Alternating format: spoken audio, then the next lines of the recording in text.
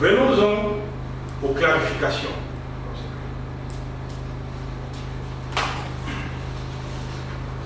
Je vais ici répéter certains points, certaines questions que j'ai déjà abordées dans le séminaire sur l'initiation. D'abord, parfois il y a une confusion entre méthode, méthodologie, et parfois on mêle tout.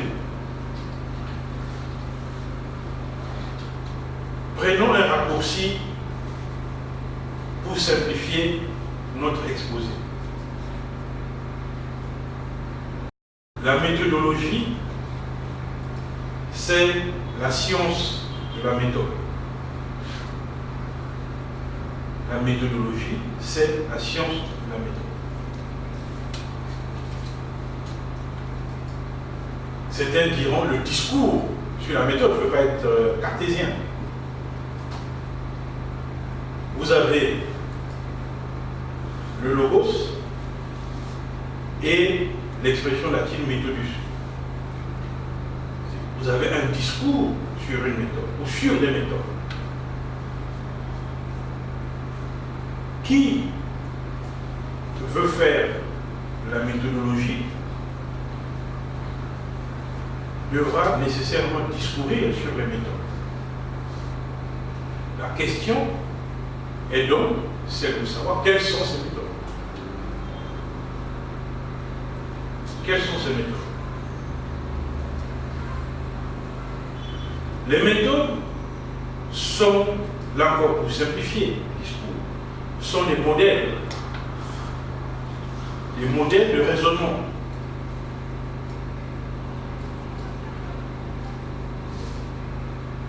Les méthodes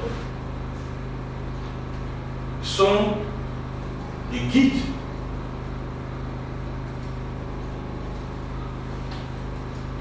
Il s'agit, dans une méthode, d'expliquer le cheminement que vous allez suivre pour obtenir un résultat scientifique.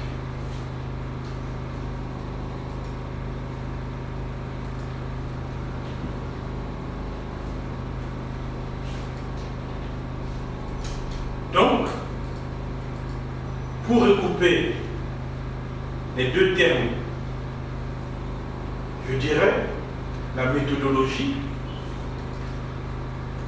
juridique porte donc sur les divers cheminements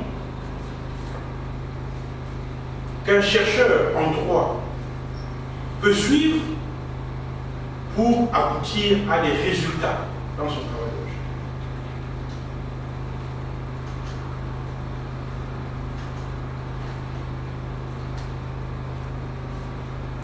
La méthodologie est donc un discours scientifique. La méthodologie est un discours scientifique qui est encadré par un certain nombre de canons scientifiques.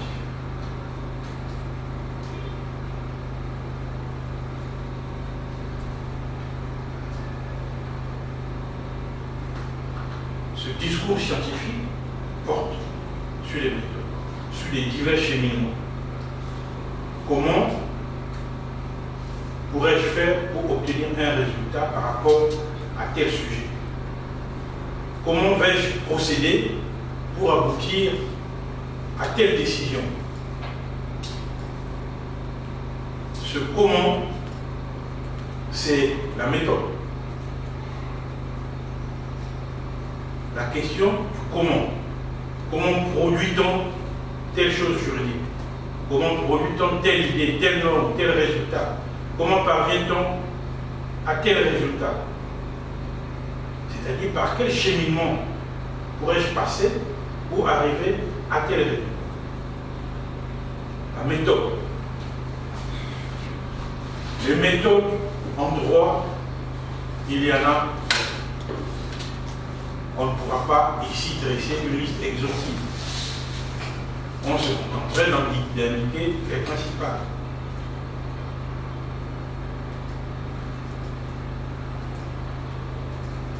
Pour pouvoir travailler sur une méthode. On peut avoir besoin des techniques de recherche.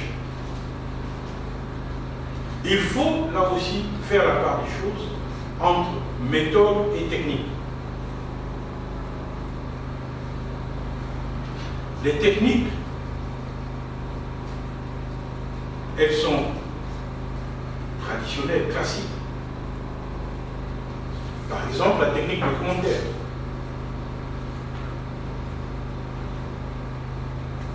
Ce qu'on appelle la recherche documentaire.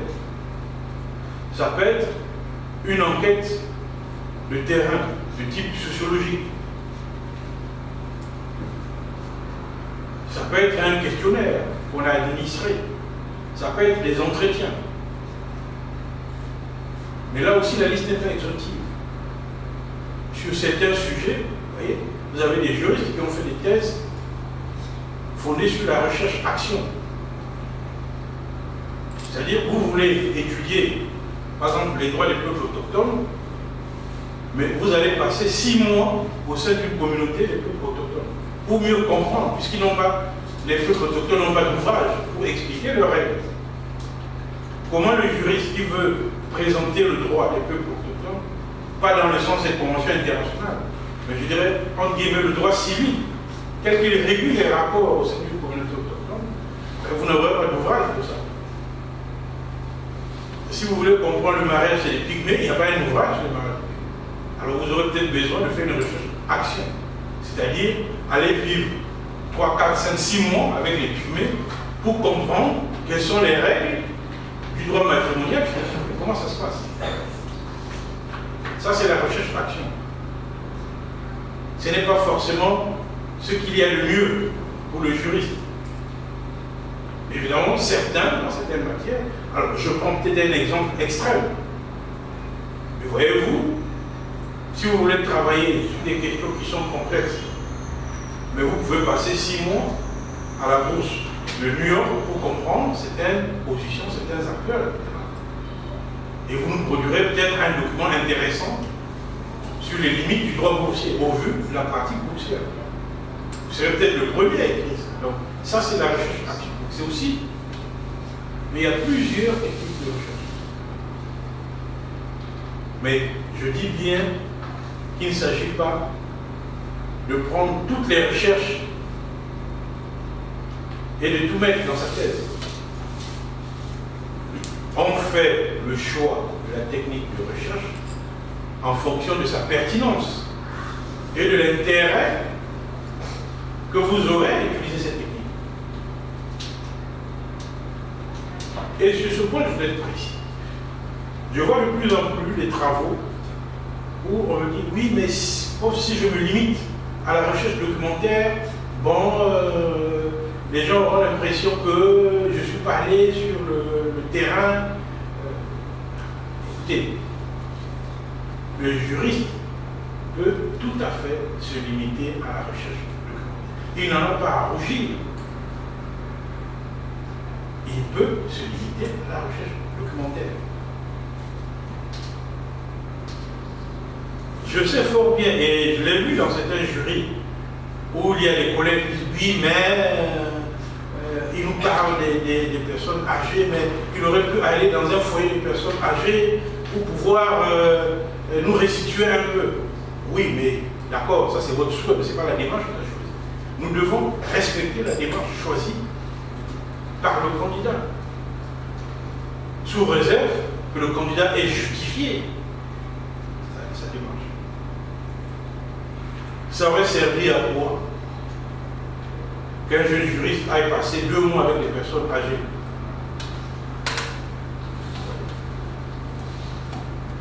Alors je sais souvent que bon, on se dit oui, mais il n'a pas touché du doigt la réalité.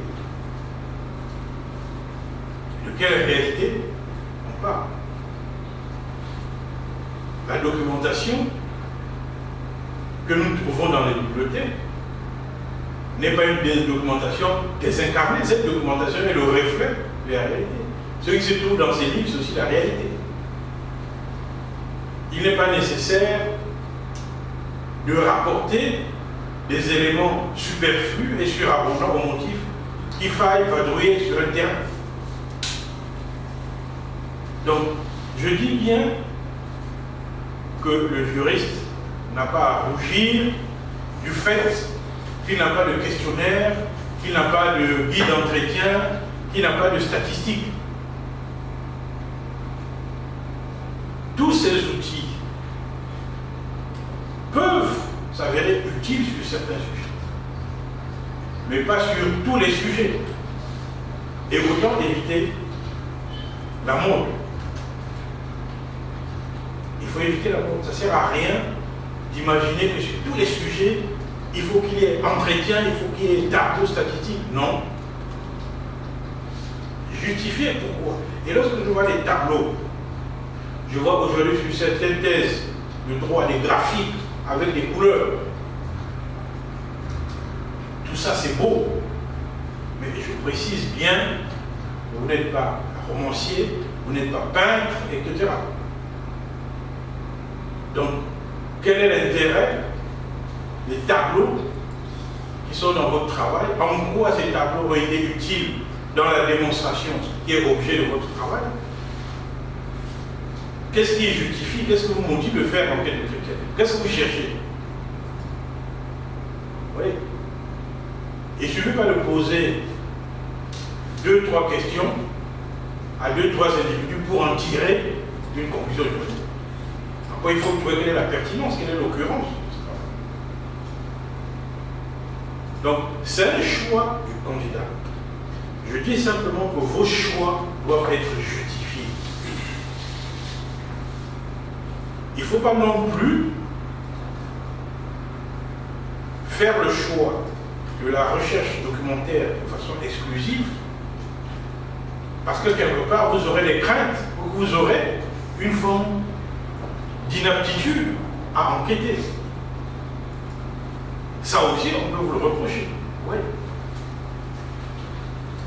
Parce qu'évidemment, sur certains sujets, ou bien souvent, la matière l'ivresse est limitée, sinon rare,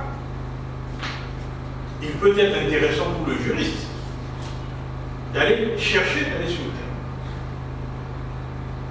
Mais le terrain dont on parle, ce n'est pas seulement les questions dans la rue, ou dans les hôpitaux, ou dans les prisons. La recherche sur le terrain, c'est aussi au greffe. Le juriste doit aller, bref les tribunaux, chercher les espèces jurisprudentielles de première main, notamment dans nos pays où les recueils de jurisprudence sont malheureusement existants, sinon apparition totalement irrégulière. Il vous appartient, puisque c'est votre travail, c'est votre devoir, ça fait partie de votre démonstration, d'aller chercher. Ne venez pas simplement pour le confort nous dire il n'y a aucune décision de rendu dans cette matière. Je connais cet argument qui consiste à dire non, j'ai fouillé vraiment, il n'y a aucune décision dans cette matière. Vous êtes allé dans quel greffe? Alors il faudrait vous restituer dans votre travail que j'étais telle date à tel greffe, ou au cours des 5 dernières années que j'ai pu fouiller, je n'ai pas pu obtenir une décision en matière civile. Oui. J'étais au tribunal de grande instance de Pointe-Noire. Sur les 5 dernières années, il n'y a eu aucune décision en matière d'intérêt supérieur de l'enfant dans une procédure de divorce. Ok, on prend là. Et peut-être si par mauvais esprit ou par abnégation, un membre du jury se permet, puisqu'il a parfois 2 mois pour lire votre thèse, se permet de téléphoner au président du tribunal de grande instance pour savoir comment se fait-il que, monsieur le président, au cours de 5 dernières années, vous n'avez eu aucune décision portant sur l'intérêt supérieur de l'enfant. Et que si par malheur le président lui dit non, mais il y a eu 50 de décisions, je peux demander au président du tribunal des enfants de vous donner 4 ou 5 décisions. Oui, dans ce cas-là, on constatera que le candidat a menti. Il n'a pas fait son devoir. Il n'a pas fait son devoir. Parce que n'oubliez pas qu'il s'agit de la recherche. Comme ce mot le dit simplement, il s'agit de chercher. Donc il faut aller chercher là où la matière peut se trouver. Peut se trouver. Vous travaillez sur X matière et vous dites qu'il n'y a aucune décision internationale. Il n'y a aucune convention internationale sur cette matière. Ok, on va interroger le répertoire des conventions internationales des Nations Unies pour voir s'il n'y a pas une convention sur cette matière. Vous me direz peut-être, oui, mais j'ai vu telle convention, mais c'est difficile à obtenir. J'ai cherché sur Internet, je n'ai pas pu obtenir. Ok, mais la convention, c'est pas ça. Vous avez le temps, vous faites une thèse. Vous pouvez écrire au secrétariat général des Nations Unies. Ils vous répondront. Vous pouvez écrire au représentant résident des Nations Unies pour dire, monsieur le représentant, je fais un travail de doctorat, mais je n'arrive pas à obtenir tel document. Pourtant, ce document est censé se trouver au siège des Nations Unies. Vous nous apporterez peut-être un jour l'élément en disant, mais j'ai écrit, voici en annexe numéro 7, la réponse des Nations Unies, et qu'ils n'ont pas souhaité me donner tel document parce qu'ils estiment que ce document est confidentiel. Donc, la recherche est harassante. Mais il faut faire son devoir. Il ne faut pas se complaire dans la facilité en disant, oui, je n'ai pas pu obtenir, le document en anglais, c'est votre problème. Là, je vous rappelle que l'Université catholique est trilingue, français, anglais, espagnol. Donc, même au cours de votre soutenance, un moment que je peux vous poser une question. Il faut se rappeler de ça. Ce sont les deux langues usuelles de l'université, le français et l'anglais. L'espagnol, étant considéré simplement comme une langue officielle à l'université, mais elle n'est pas usuelle. Donc, dans le travail de doctorat, les publications en anglais sont utiles. La langue n'est pas un obstacle pour le chercheur. La langue n'est pas un obstacle. Puisque le public auquel vous vous adressez est mondial.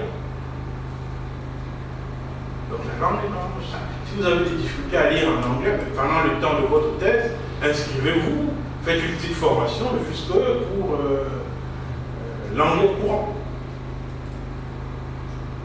Très important. Donc, on pourra vous reprocher de n'avoir pas utilisé tel document important qui existe.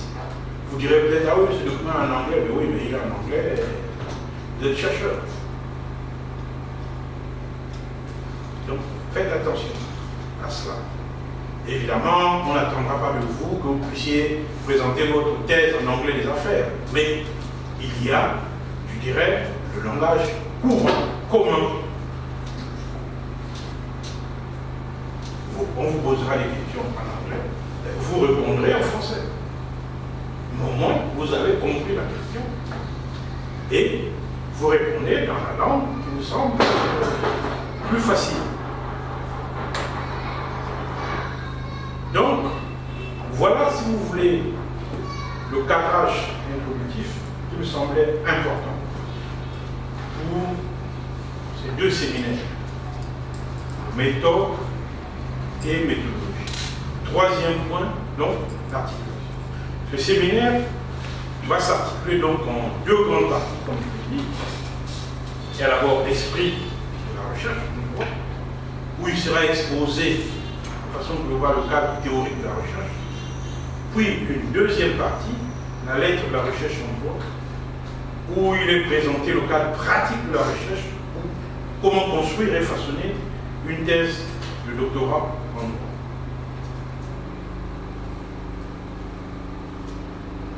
Pour les questions de séquence, nous n'aborderons aujourd'hui que la première partie, si le temps nous le permet. Puis nous verrons dans une deuxième voire troisième séance la deuxième partie. Donc, première partie, l'esprit de la recherche en droit.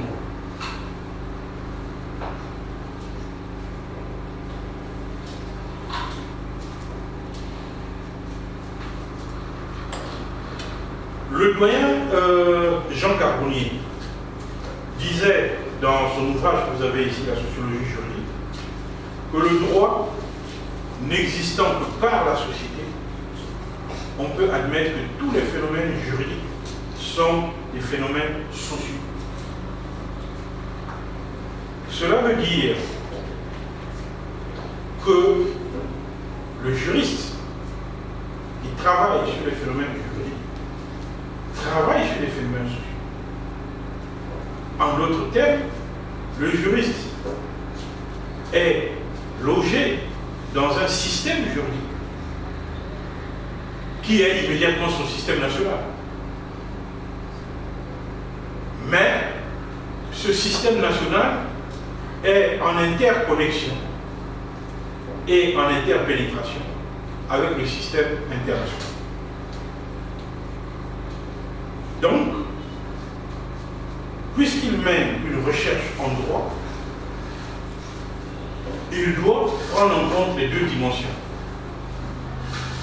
La dimension qui lui est familière et immédiate, la dimension nationale de son droit, qui peut parfois se projeter en une comparaison entre divers systèmes nationaux, si tel est son choix, c'est-à-dire qu'il peut comparer 2, voire 3 systèmes nationaux. Pour autant, il ne devra pas s'écarter du système international. Il devra, dans son travail, nous apporter les éléments des systèmes ou du système immédiat qu'il maîtrise de son système national, mais il devra également faire la preuve de sa capacité à maîtriser le système international, qui influe sur son système national. Donc, c'est un tout. Il n'y a pas à dire, non, moi je suis interniste. Ou comme certains disent, je suis internationaliste. Ça ne veut absolument rien dire. Ça ne veut absolument rien dire. Le système interne n'échappe pas à une prégnance du droit international, comme le droit international lui-même ne saurait exister sans les droits nationaux.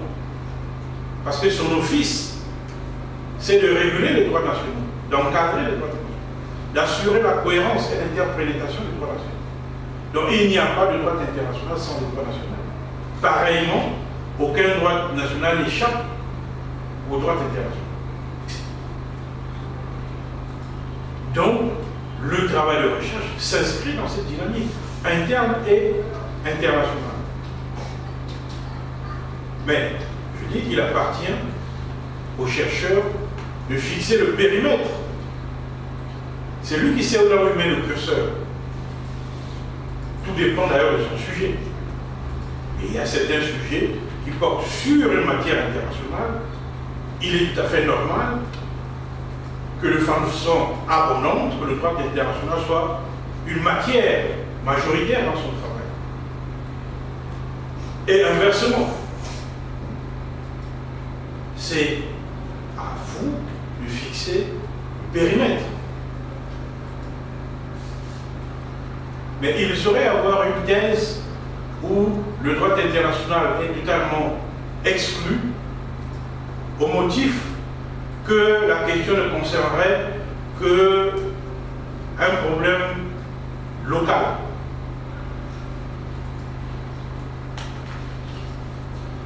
Problème local, c'est vrai. Droit national, mais ce droit national n'est pas à l'abri des incursions du droit international. Ce droit national ne saurait échapper aux influences du droit international, voire dans certains cas à sa subordination au droit international. Lorsque ce dernier régit certaines matières de façon prioritaire. C'est pour cela que dans vos travaux, vous devrez avoir cette vision ouverte.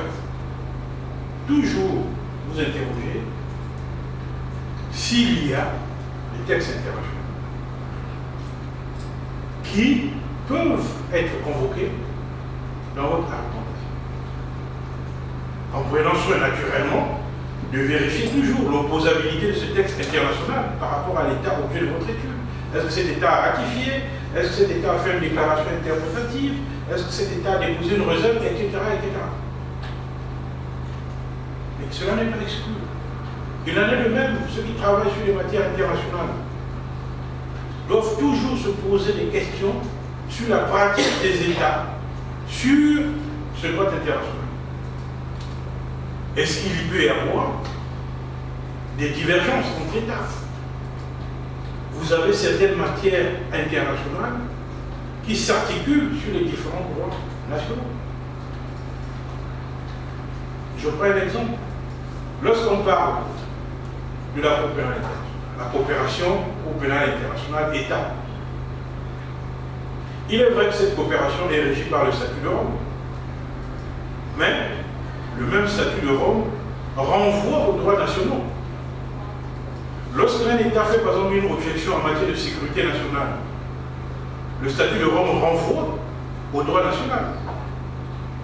Lorsque le procureur de la Cour pénale internationale va vouloir diligenter des enquêtes, obtenir peut-être des saisies des biens du criminel, mais c'est conforme au droit national,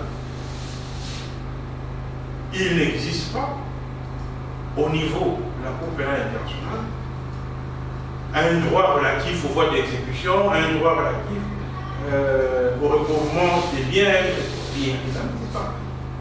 le procureur va s'appuyer sur le droit national de l'État concerné. Donc là, on voit très bien que même le droit international ne saurait écarter le droit international. Donc une thèse dont la matière principale est le droit international doit pour autant faire attention aux droits nationaux des États. Très important. Donc, partons de cette idée que vous êtes dans une dynamique interne et internationale, alors on peut, dans un premier chapitre, regarder la question du cadrage théorique de votre recherche.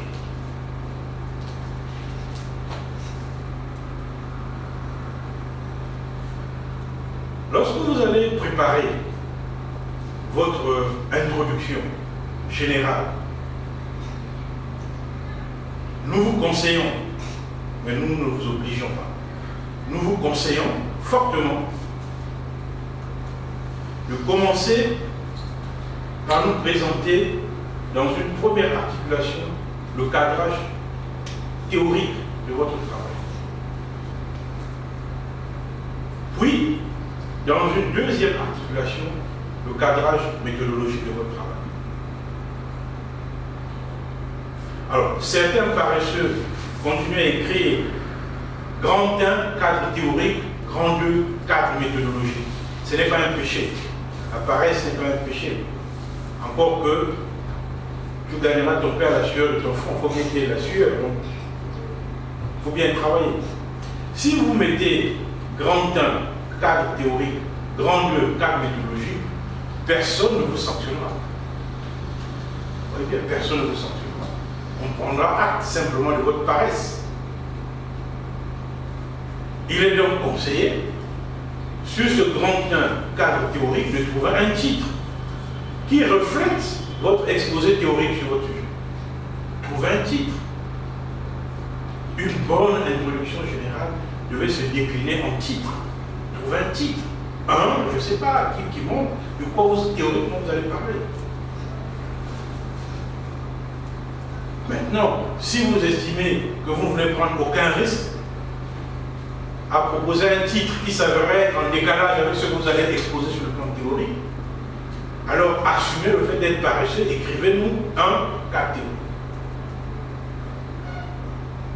Mais je conseille fortement de donner un titre qui montre que le candidat maîtrise son sujet, il sait de quoi il va parler. Donc, ces deux articulations dans votre introduction sont essentielles.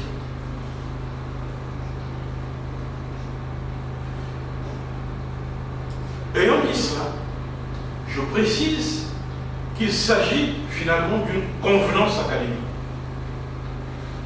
Il s'agit d'une convenance académique. Il n'est pas exclu, et d'autres universités le font, il n'est pas exclu que vous fassiez une introduction fleuve. Du premier mot de l'introduction jusqu'au dernier mot sans qu'il n'y ait aucun titre. Oui. Il n'y a aucune subdivision de l'introduction.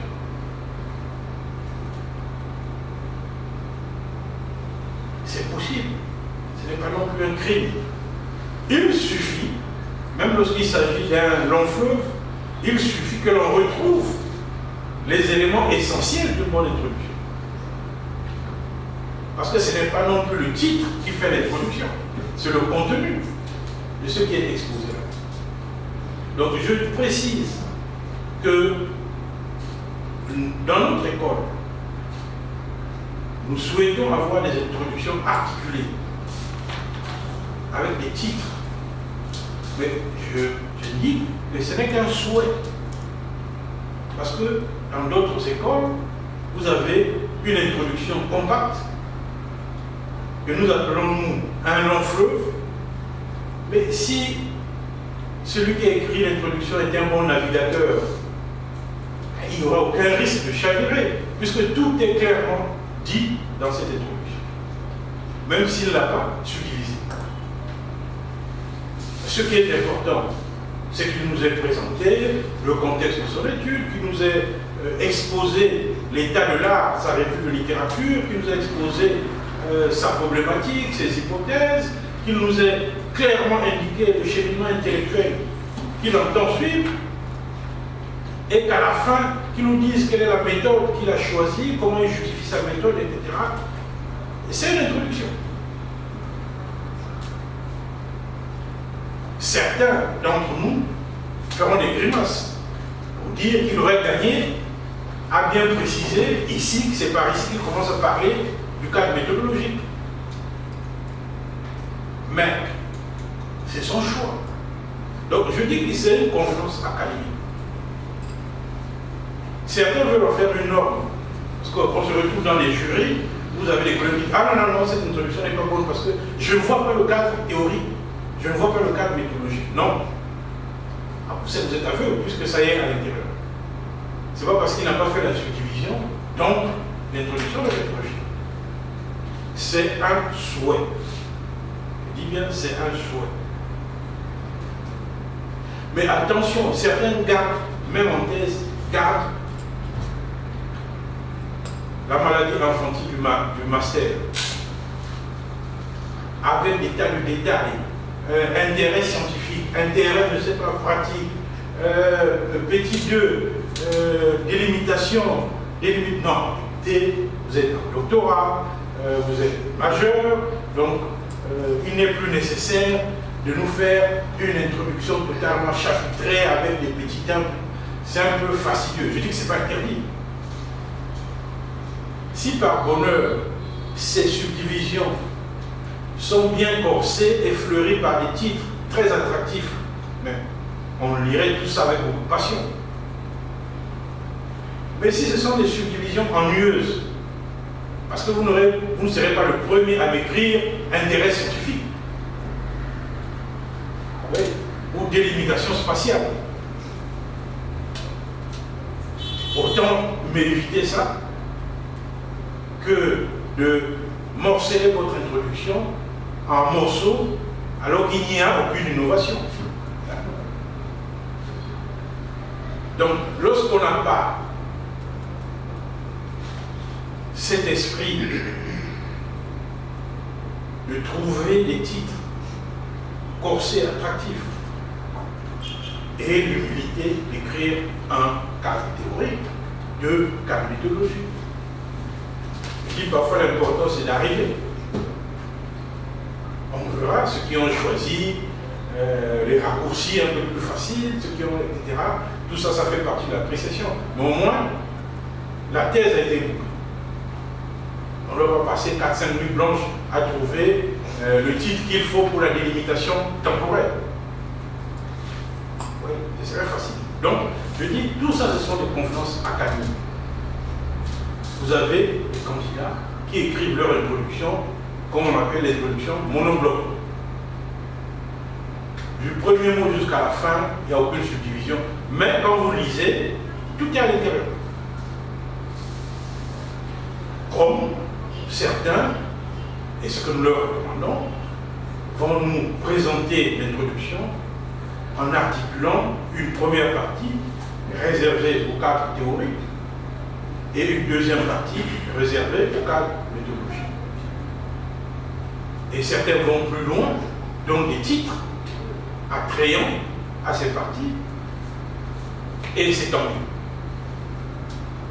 Donc, voilà pour les conférences académiques. Donc, à chaque fois, il ne faut pas rougir de dire « Ah oui, mais mon introduction n'est pas bien chapitrée. » Mais si vous n'arrivez pas à mettre l'introduction monobloc, puis on passe.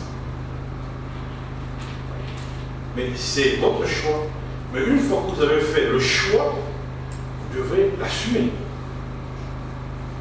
Vous devez l'assumer. Donc c'est très important de s'entendre sur ces points.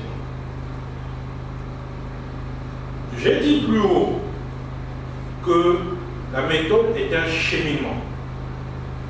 C'est un cheminement qui est conçu comme un enchaînement raisonné des moyens, de droit, des faits, etc., que vous utilisez dans votre argumentation, pour parvenir à un résultat. Un résultat. Parce que vous avez formulé une hypothèse de recherche et vous devez parvenir à un résultat. Positif ou négatif, peu importe, mais c'est un résultat. Donc, vous utilisez des moyens, vous utilisez des faits, etc., pour expliquer ce qu'on fait. Donc, c'est pas très compliqué. Lorsqu'on parle de méthode, il faut d'abord s'en tenir à ça. C'est un cheminement. Deuxièmement, il y a les sources du droit. Les sources du droit. Toute thèse doit se fonder sur les sources du droit. Les sources du droit.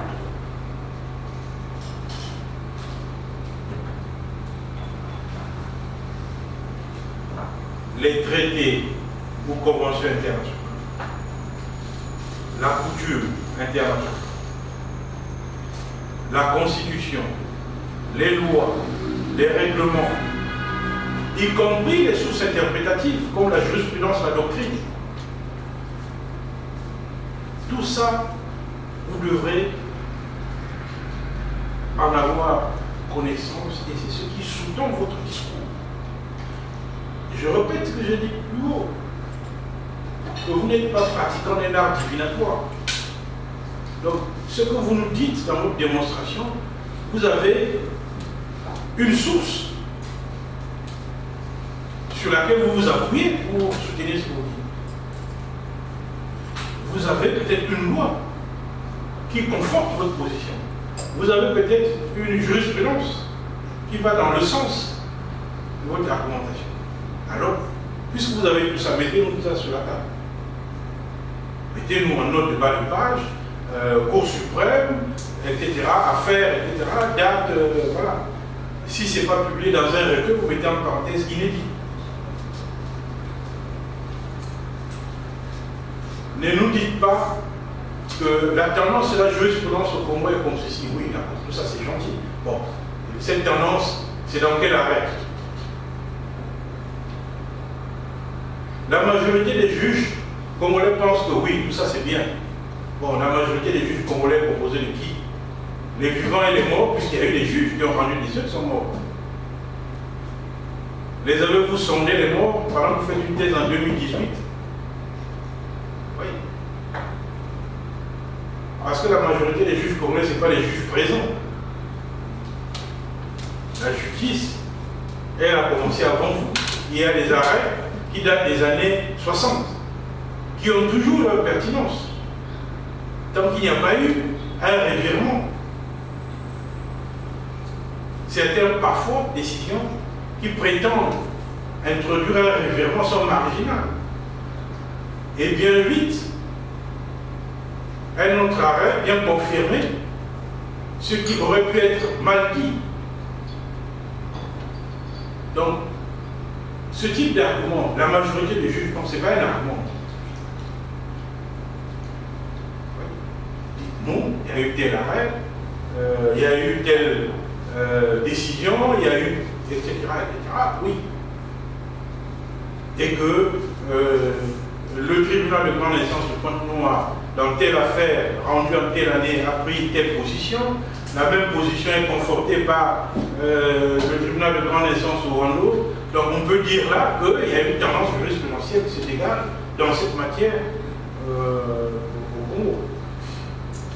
Parce que ni le tribunal les juges du tribunal de grande instance de Rwanda qui ont rendu la décision il y a 30 ans, ni les juges du tribunal de grande instance de Pointe-Noire qui ont rendu la décision il y a 5 ans ne se sont concertés. Parce que les premiers sont peut-être morts. Mais on voit qu'il y a là une tendance qui se présente. Donc, dites toujours la source, ce que vous affirmez. Et c'est là qu'on voit vos idées s'épurer, s'enraciner. Parce qu'au fur et à mesure de la démonstration, on voit sur quoi vous appuyez. On voit les pierres que vous êtes en train de poser dans votre raisonnement. Et là, on parle d'un édifice qui se construit, qui est solide. Et ce ne sont pas des incantations. Donc, sur ce point, toute élaboration juridique est une opération intellectuelle qui est dominée par les principes commandés par la nature propre de l'objet à pénétrer. L'objet propre, c'est le droit. Et deux points, les règles juridiques. Cette citation, elle date de la fin du 19e siècle. C'est François Génie qui a donné cette citation. Dans un ouvrage qui s'appelle Sciences et techniques en droit privé positif, nouvelle contribution à la critique de la méthode juridique. C'est pour vous dire que votre raisonnement peut être ondoyant, séduisant, mais si on ne voit pas les règles juridiques, ce n'est pas une thèse en droit. Et ça fait plus d'un siècle que ça dure comme ça. Et je peux vous rassurer que vous ne ferez pas révolution en la matière. Il n'y a pas de thèse en droit dans laquelle on ne trouve pas les règles du droit. On voit des souhaits, on voit des propositions, on voit des discours, tout ça c'est bien. Mais où sont les règles objet de votre discussion? Quelles sont les règles objet de votre thèse? Et ces règles sont internes et internationales. Parce que nous sommes, comme l'a dit Mireille Clémence-Marty, dans un droit commun qui est une forme d'assemblage des droits internes et du droit international dans sa diversité. Donc, c'est ça votre travail, qui me semble être simple finalement.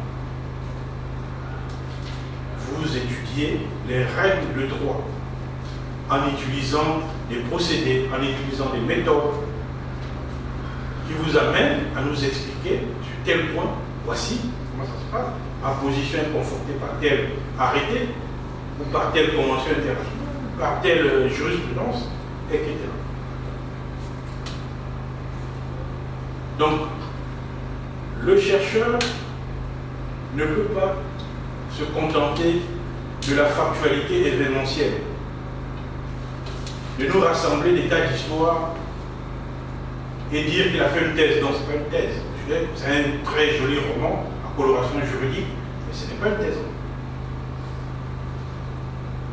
Donc, les règles de droit. Et prenez donc la peine, et c'est là qu'on voit l'effort. Prenez le temps nécessaire, soyez patient pour ausculter votre matière. Je dis bien ausculter votre matière. Comme ce médecin patient qui, en face de lui, quelqu'un lui dit qu'il est malade, mais qui ne sait pas où il est malade. Et pourtant, il dit qu'il est malade. Ce médecin va prendre le temps d'ausculter son patient, regarder la température, prescrire peut-être tel examen pour voir si ce n'est pas au niveau des urines, si ce n'est pas au niveau du... Il ne se précipite pas. Et c'est pareil, le juriste. Il ausculte sa matière, recherche les règles. Je vois bien souvent certains qui à l'encontre disent il n'y a pas pour l'instant de règles juridiques sur mon sujet. Ah non, j'ai bien cherché, il n'y a pas de loi sur mon sujet. Je vous dis, je vous avoue, qu'il n'y a pas de vide juridique. Il n'y a pas de vide juridique. Vous voyez, les historiens et les philosophes du 19e siècle, parfois certains poussés par un penchant techno-raciste, ont imaginé des solutions barbares, des sociétés barbares sans droit. Ils ce sont des sociétés barbares. Comme d'ailleurs nos sociétés étaient considérées comme des sociétés, c'est des barbares, il n'y a pas de droit là-dedans. Oui. Aujourd'hui, on sait que tout ça c'est des histoires. Et ces sociétés n'étaient ni barbares, ni sauvages, avaient des règles. C'était peut-être pas des règles écrites dans des codes de papier, mais il y avait des règles. Donc ne faites pas comme cet anthropologue du 19e siècle qui se précipite en disant bon, mon sujet est tellement difficile qu'il n'y a pas de loi. Pour l'instant, il n'y a pas de loi. Il y a une loi. Allez chercher. Il y a une loi. Il y a peut-être une coutume sur votre sujet. Allez chercher. Faites l'effort de chercher les règles concernant votre sujet. Il est vrai qu'on ne pourra pas tout avoir. On ne pourra pas tout avoir. Mais au moins, on salue l'effort. On salue l'effort du candidat qui a essayé de se battre pour trouver des règles. Coincé entre une particularité juridique et des faits qui sont parfois très modernes, très récents. Il a parfois la sagesse de revenir au vieux code civil. Parce qu'il n'y a rien qui échappe au code civil. Comme certains disent, tout est déjà dans le code civil, qui est notre digeste du temps moderne, tout est dans le code civil. Il y a toujours une règle du code civil qui vous permettra parfois de sortir du moyen. Toujours une bonne interprétation d'une règle du code civil permettra parfois de sortir. Parfois même sur certaines questions qui ne sont pas forcément du droit civil. Arrive. Parfois dans le vieux code pénal, vous trouvez toujours la solution. Peut se présenter les mains vides en disant il n'y a pas de règle, bon, je propose qu'il y ait une loi. C'est la d'autres loi, d'accord, mais il y en a des lois. Donc ça c'est un point important. J'insiste sur cet aspect des règles. Je précise que vous n'avez pas le pouvoir de créer le droit. Donc, ne cédez pas à l'aventure. En commençant votre thèse par des propositions de loi, des propositions. Bon, j'ai acté qu'il y a un vide juridique, donc je propose non. Arrêtez votre thèse, allez d'abord étudier et puis revenez plus tard. ne cédez pas du tout à cette facilité. Il y a des textes. C'est vrai que les textes, il y a pour ça des textes. Oui, c'est pas toujours facile de pénétrer certaines matières. Parfois, on a le sentiment que c'est une question qui est très moderne. Et compte tenu de la modernité de la question, aucun législateur n'y a pensé avant. C'est parfois une erreur. Parce que le bon vieux droit que vous avez oublié disposait pour l'avenir. Et l'avenir n'est pas limité. Même la modernité de votre question s'inscrit dans cet avenir. Donc, ça est là. Repartez toujours vers le code civil. Repartez toujours vers le code pénal. Et éventuellement, allez chercher le droit international dans la Charte des Nations Unies, qui peut vous paraître très lointain, mais la Charte des Nations Unies, de mon point de vue, a codifié l'essentiel du droit international. Il y a toujours une disposition de la Charte des Nations Unies qui répond à une préoccupation des relations interactives. Lorsque vous entendez certains gouvernements dire oui, mais nous on s'est comporté parce qu'il n'y a pas de règle, il faut que. Non, il y a la règle. Il y a la règle. Il faut toujours faire une bonne interprétation de ce document fondateur. Vous trouverez une règle qui pourrait convenir à votre situation. Donc, je précise et je répète que la thèse de doctorat en droit convoque les règles de droit, sans lesquelles la thèse n'existe pas. C'est aussi simple que cela.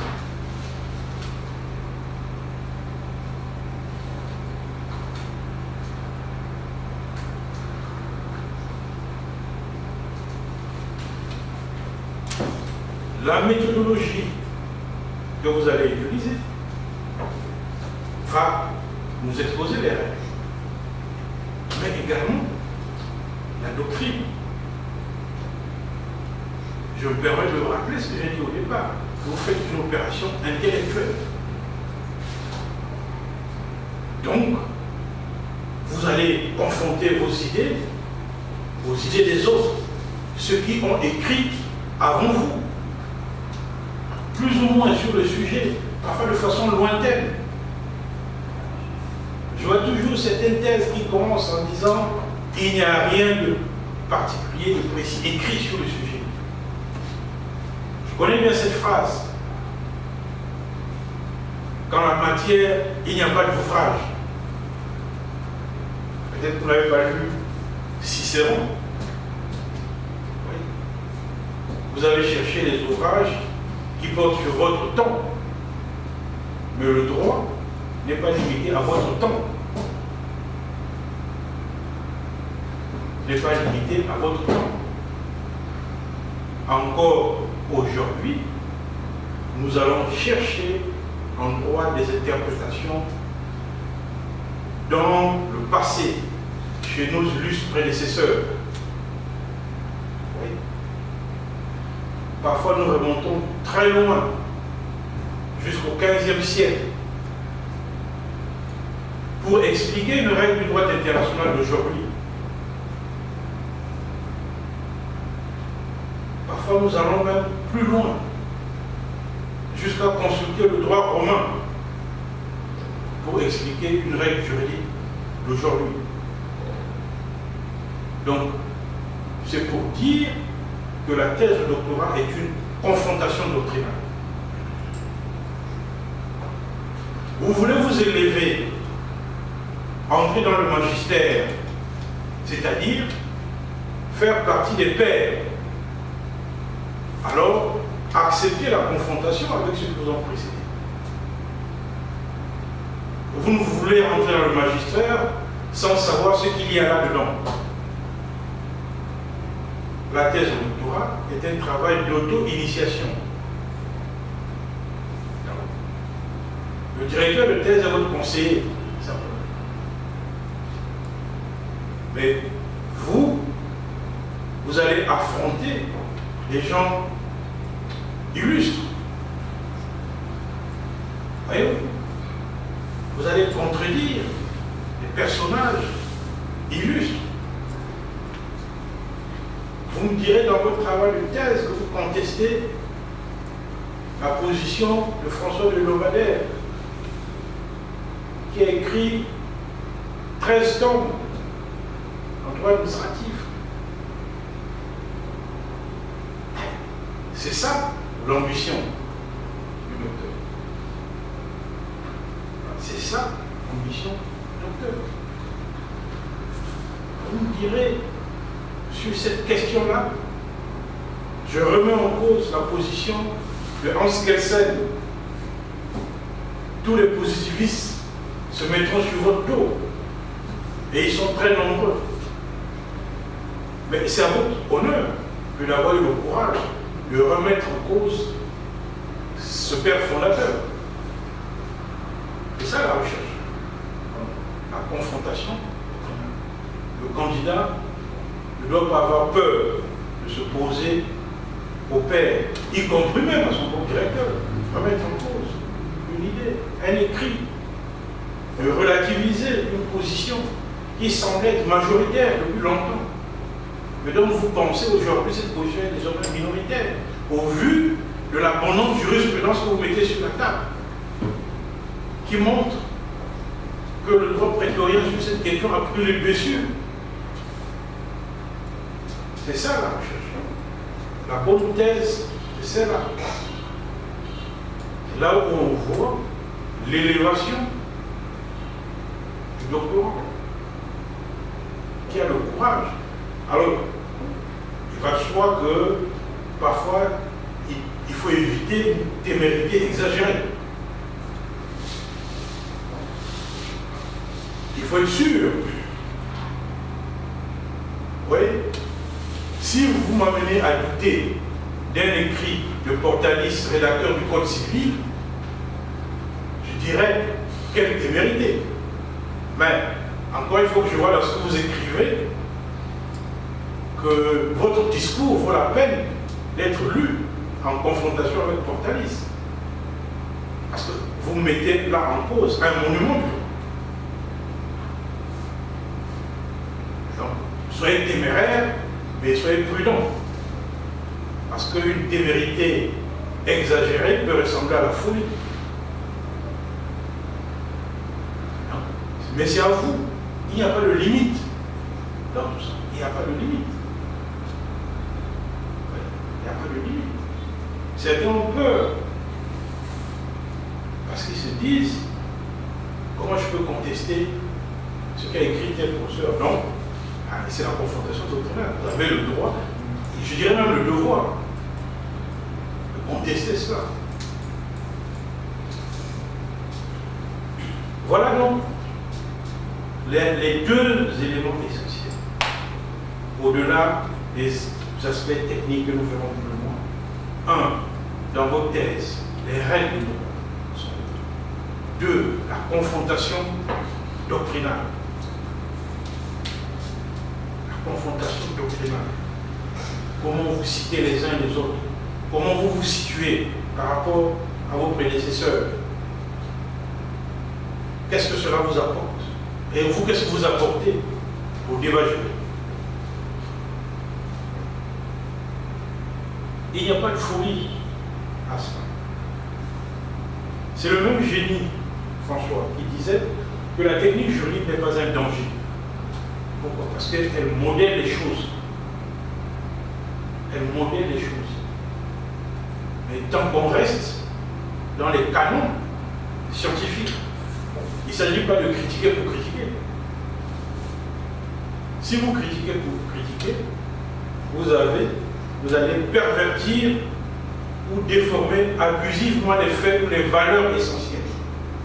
Et Génie disait ceci, il faut que l'artifice s'efface devant ce qu'impose la nature. Alors, c'est juste. La nature du droit doit s'imposer. La règle, la belle règle doit s'imposer.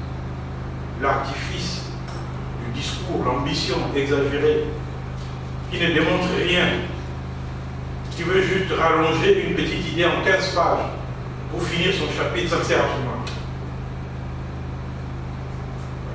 Donc, il faut contredire. dire, il faut démonter ce qui existe, mais en respectant les règles.